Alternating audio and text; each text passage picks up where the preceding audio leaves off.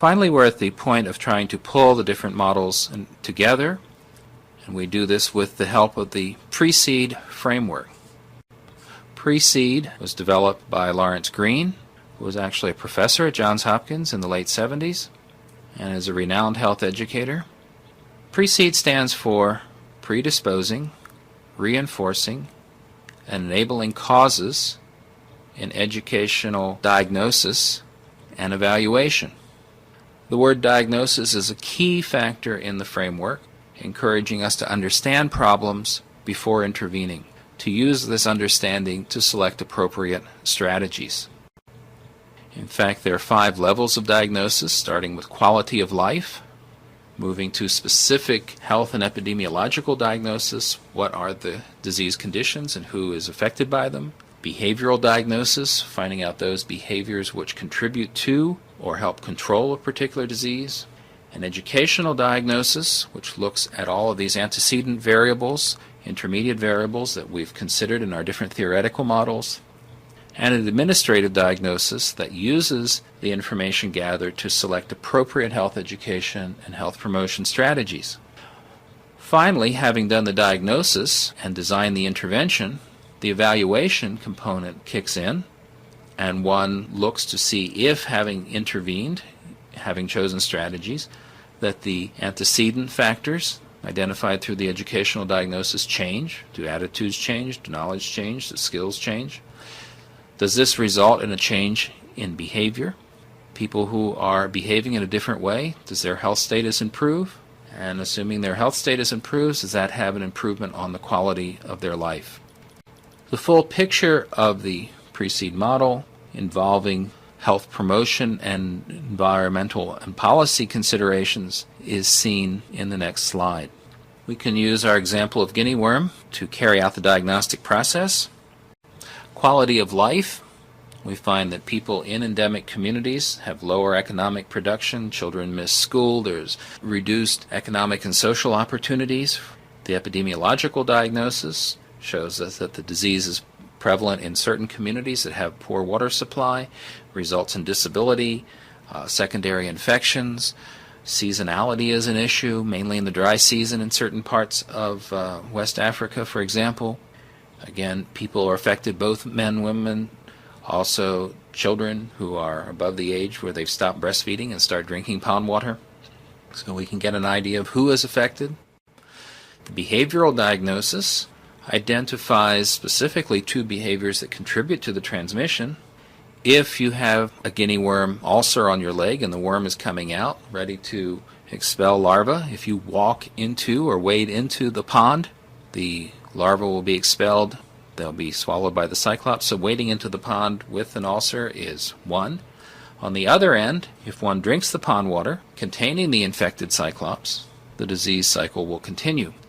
Obviously, alternative to these are behaviors such as filtering water or even digging a well.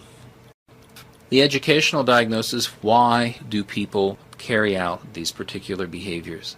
The educational diagnosis identifies 3 sets of antecedent factors.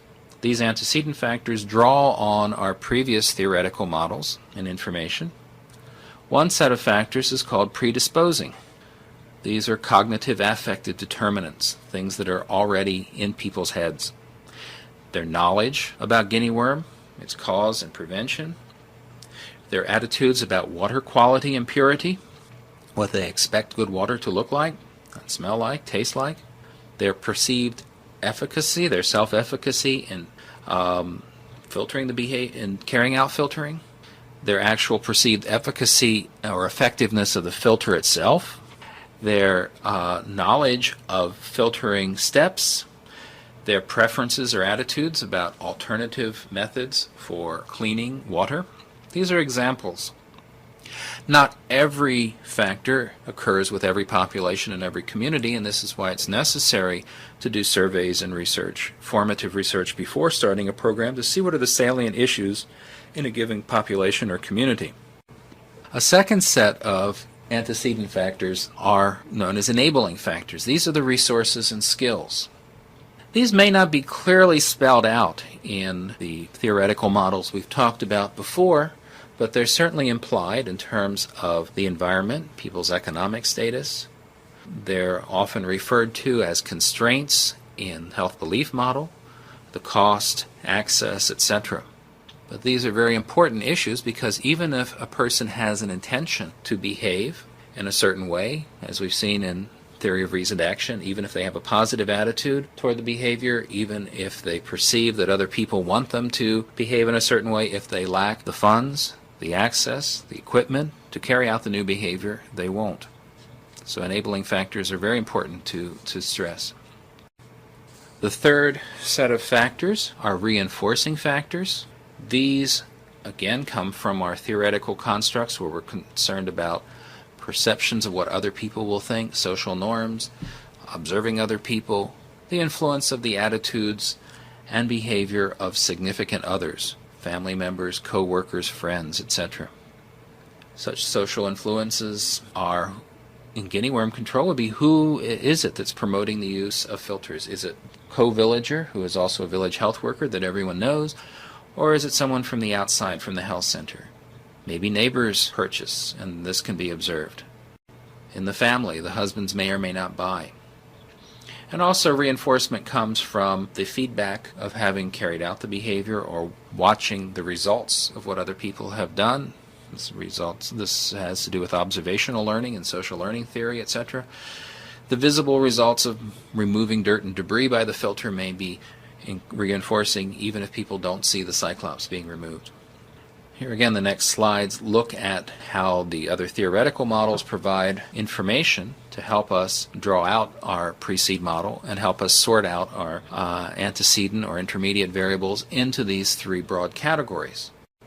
Predisposing factors, as we noted, health belief model contributes the issue of knowledge, perceptions of threat, seriousness and severity. Social learning theory contributes predisposing factors such as self-efficacy and outcome and value expectancies. And theory of reasoned action contributes to the predisposing section, the attitudes toward the behavior.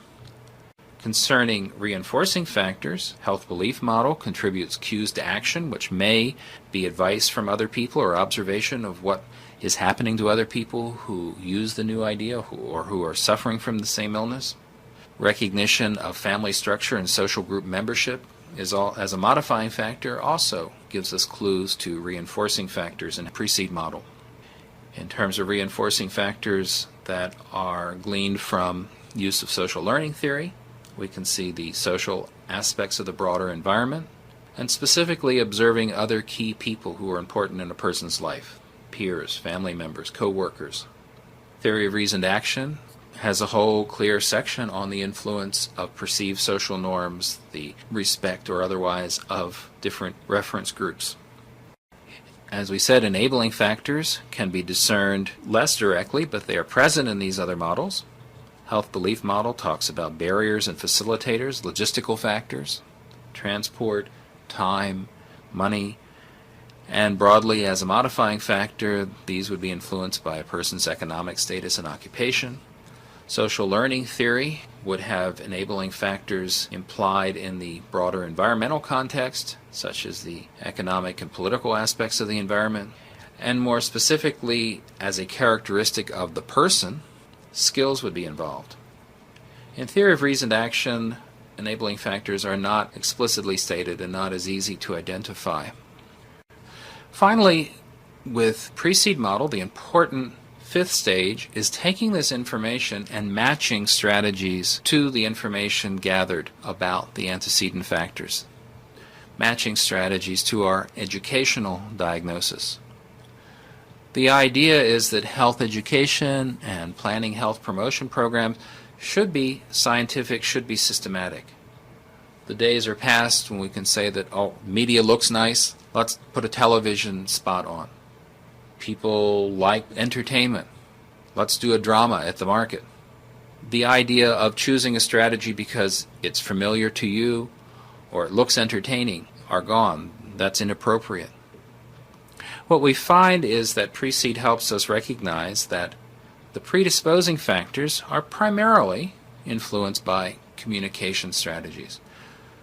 The idea of People challenging, reassessing their knowledge, attitudes, values can come through interpersonal media, communications such as counseling sessions or mass media, including the use of electronic media, drama, storytelling.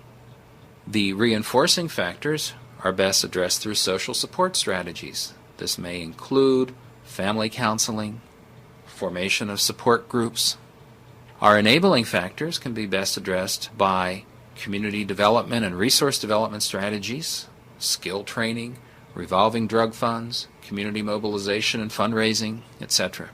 So once we know the primary or the major underlying causes, so we say not every factor may be operating at the same time, but once we know the major causes, we are in a better position to pick appropriate strategies that are more likely to work. Again, our theoretical models provide us with the basic information to fill in our educational diagnosis.